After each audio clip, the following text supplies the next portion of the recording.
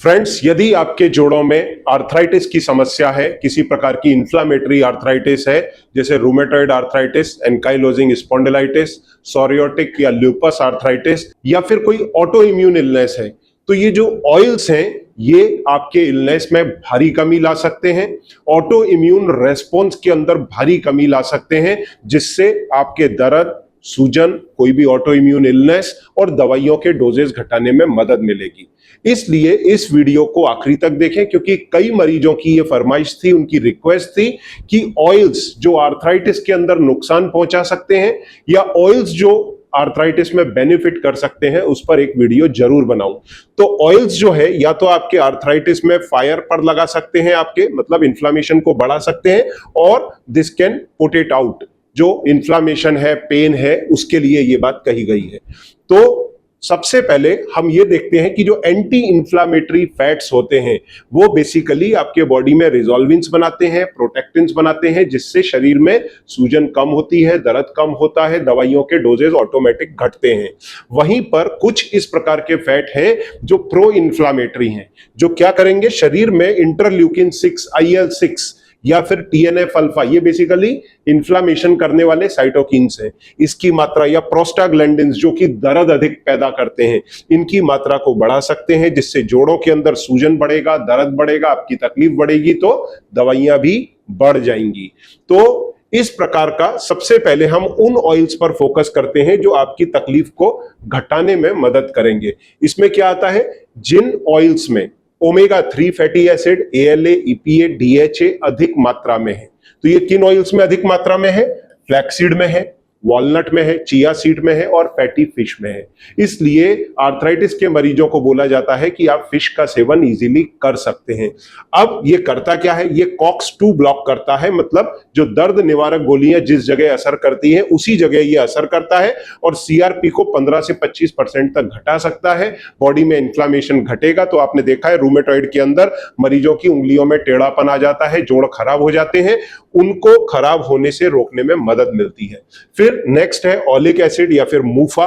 ये मूफा मतलब mono unsaturated fatty acids, ये एक्स्ट्रा वर्जिन ऑलिव ऑयल में अच्छी मात्रा में है, एवोकाडो ऑयल में है, आलमंड ऑयल में है और ग्राउंडनट ऑयल के अंदर भी है। हालांकि ग्राउंडनट ऑयल को बड़ी मात्रा में इन्फ्लामेटरी आर्थराइटिस में यूज करने से रोका जाता है, पर अगर आपको कोई तकलीफ नहीं बढ़ रही है then safely you can use it. अब जो ऑलिव ऑयल है, जो एक्स्ट्रा वर्जिन ऑलिव ऑयल है, उसमें ऑलिकैंथॉल होता है जो आइबुप्रोफेन के जैसा इफेक्ट करता है, जिससे दर्द और सूजन को घटाने में मदद मिलती है। इसके अपार्ट कई और दूसरे भी फॉर्म्स हैं ऑयल के जो आपके दर्द सूजन को घटाते हैं। उसमें आता है GLA, जो काफी कम इंडिया के अंदर इसकी अवेयरनेस है। बोर्स ऑयल के अंदर, हेम्प सीड, इसका यूज ही बहुत कम होता है, तो ये भी एंटी इंफ्लामेटरी है, सूजन को कम करने में मदद करता है, इसको भी लिया जा सकता है, पर इंडिया में इसका चलन काफी कम है। फिर CLA या फिर जो देसी घी हम यूज करते हैं उसमें होता है ब्यूटारेट। ये ब्यूटारेट आपके गट को हील करने में मदद करता है। तो घी, खासतौर से ग्रास फैट जो काऊ वगैरह होती है, उसका बटर जिसमें ब्यूटारेट अच्छी मात्रा में होता है, ये लीकी गट को ट्रीट करने में मदद करता है और इम्यून एक्टिवेशन घट जाएगा। लीकी गट अगर ठीक हो गया तो वहां से इस प्रकार के प्रोटीन, अनडाइजेस्टेड फूड, वो लीक होकर के ब्लड सर्कुलेशन में जब कम जाएंगे तो वहां इम्यून सिस्टम का एक्टिवेशन कम होगा और आपका दर्द में, सूजन में या किसी भी प्रकार के इम्यून रेस्पॉन्स में कमी आएगी, जिससे कंडीशंस इंप्रूव होंगी। तो इसका सेवन भी 1 to 2 टीस्पूनफुल टॉलरेट लिमिट के अंदर करना चाहिए, क्योंकि बहुत अधिक भी इसका यूज नहीं कर सकते, इसके कारण नहीं तो पेट के अंदर तकलीफ होने लगेगी। जैसे घी है, सुबह में 1 से 2 चम्मच आपने नीट ऐसा ही पी सकते हैं, उसी तरह से रात में भी ले सकते हैं। परंतु कई बार देखने में ये आता है, जैसे कोकोनट ऑयल है, आपने डायरेक्ट पिया तो उससे थोड़ा सा इंडाइजेशन या पेट में ब्लोटिंग जैसी समस्याएं आती हैं। तो जिस लिमिट के अंदर आप उसको टॉलरेट कर पाए उस लिमिट में ही लें। तो अब यहां पर हम देखते हैं कुछ इस प्रकार के फैट जो आपकी आर्थराइटिस को बढ़ा सकते हैं। इसमें मेन आता है ओमेगा 6 फैटी एसिड। तो कुछ ऑयल्स के अंदर ओमेगा 3 ज्यादा होता है, कुछ ऑयल्स में ओमेगा 6 ज्यादा होता है। जिन ऑयल्स में ओमेगा 6 ज्यादा होता है वो आपके शरीर में इन्फ्लामेशन और पेन को बढ़ा सकते हैं, जैसे कुछ रिफाइंड ऑयल जो अक्सर हम यूज करते हैं और उनकी प्राइस भी कम है, इसलिए लोग इसे बड़ी मात्रा में यूज करते हैं। उनमें क्या आता है, refined sunflower oil, soybean oil, corn oil. और ये जो सेफ्लावर ऑयल है ये अपने इंडिया में उतना यूज नहीं होता, तो इसको इग्नोर भी कर सकते हैं। पर होता क्या है, इसमें 20:1 का रेशो है omega 6 and omega 3 fatty acid का। तो ये शरीर में इंफ्लेमेशन बढ़ाएगा, आर्किडोनिक एसिड और साथ में इंफ्लेमेटरी इकोसिनाइड्स का सिंथेसिस बढ़ाएगा, जिसके कारण होगा क्या, आपके शरीर में सूजन बढ़ेगी, इंफ्लेमेशन बढ़ेगा, दर्द बढ़ेगा। तो इससे बेटर है हमको क्या यूज करना चाहिए, कोल्ड प्रेस ऑप्शंस में जाना चाहिए, जैसे मस्टर्ड ऑयल या फिर एक्स्ट्रा वर्जिन ऑलिव ऑयल। अब इसके बाद में कई और भी ऑयल्स हैं जिसके बारे में जानना जरूरी है, जो बैड फैट्स के अंदर काउंट होते हैं, जिसमें है ट्रांस फैट। ये बहुत ही जरूरी है इसके बारे में जानना, जैसे वनस्पति घी या डालडा, फिर इसके बाद में बेकरी आइटम्स, या फिर रीहीटेड ऑयल, मार्जरीन, जो हम तेल को बार बार तलते हैं। जैसे आप सड़क पर समोसे लेते हैं, उसको बार बार तेल में तला जाता है, तो वो तेल उसके जो बॉइलिंग पॉइंट है उससे भी ऊपर कई बार गर्म हो चुका होता है, ऐसे में उसमें ट्रांस फैट्स बन जाते हैं। उसके बाद में मार्जरीन, जो कई बार आपने देखा होगा बटर की जगह पर लोग यूज करते हैं। फिर उसके बाद में पाम ऑयल से बनने वाला फैट, हाइड्रोजनेटेड, उन सब से आपका इन्फ्लेमेशन बढ़ सकता है, उसमें ट्रांस फैट ज्यादा होता है। ये डायरेक्ट न्यूक्लियर फैक्टर को स्टिमुलेट करता है और इन्फ्लेमेशन की मात्रा को बढ़ाता है।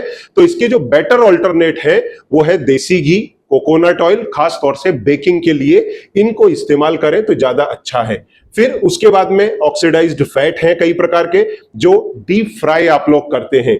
फिर उसके बाद में ओल्ड ऑयल, पुराना तेल रीयूज काला होने के बाद में भी यूज होता रहता है, आपने स्टॉल्स पर देखा होगा। फिर उसके बाद में ओल्ड हीटेड ऑयल, जो स्मोक पॉइंट के बाहर जा चुका है। आपने देखा होगा जब हम तेल को गर्म करते हैं तो उसके अंदर से स्मोक्स आते हैं, मतलब बॉइल तो इतना जल्दी नहीं होगा, पर स्मोक पॉइंट जो है उसको अगर क्रॉस कर गया तो ट्रांस फैट्स की मात्रा बढ़ जाती है।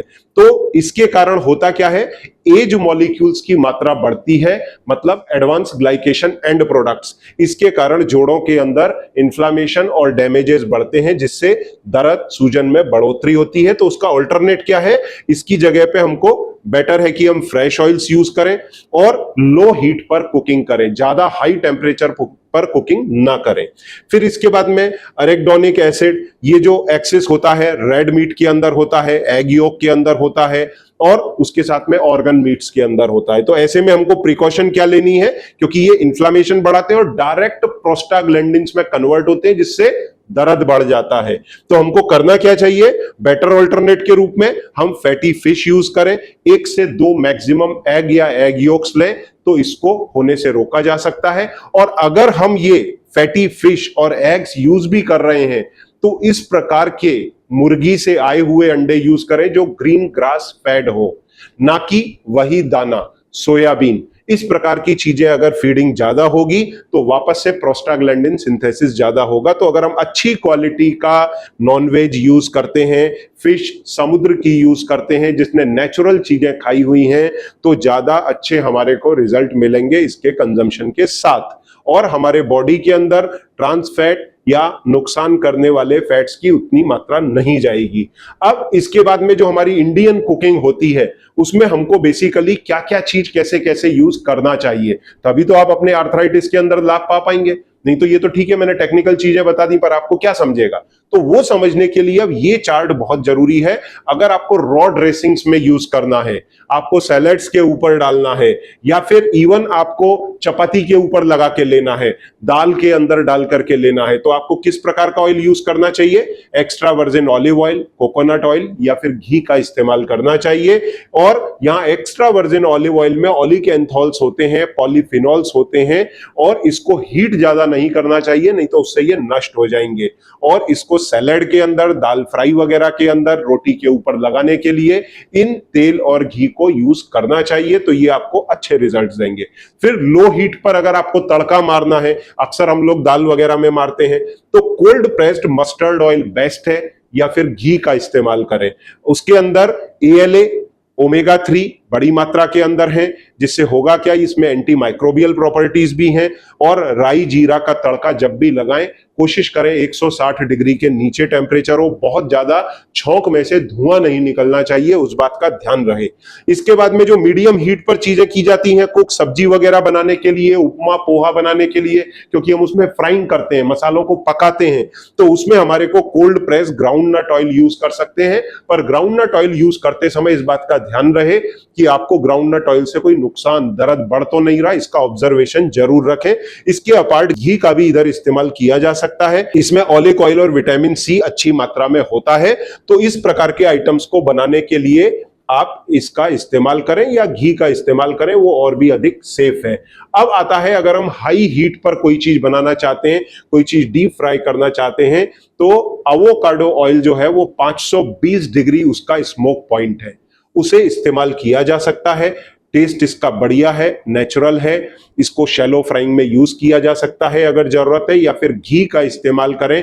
घी में ब्यूटारेट होते हैं जो आपके गट को इंप्रूव करता है, गट हेल्थ को इंप्रूव करता है, जिससे इन्फ्लामेशन के अंदर कमी लाई जा सकती है, इम्यून रेस्पॉन्स में कमी लाई जा सकती है। इसके अंदर विटामिन K2 भी होता है जो हड्डियों के लिए काफी अच्छा है, क्योंकि ये जितना vitamin K, A, D, E, K fat soluble vitamin है, इसमें अच्छे से एब्जॉर्ब हो सकते हैं। तो ये राइस के अंदर, रोटी के अंदर भी इसका इस्तेमाल किया जा सकता है। अच्छा, कुछ ऑयल ऐसे होते हैं जिनको कि कभी हीट करना ही नहीं होता, उसके अंदर आता है फ्लैक्सीड।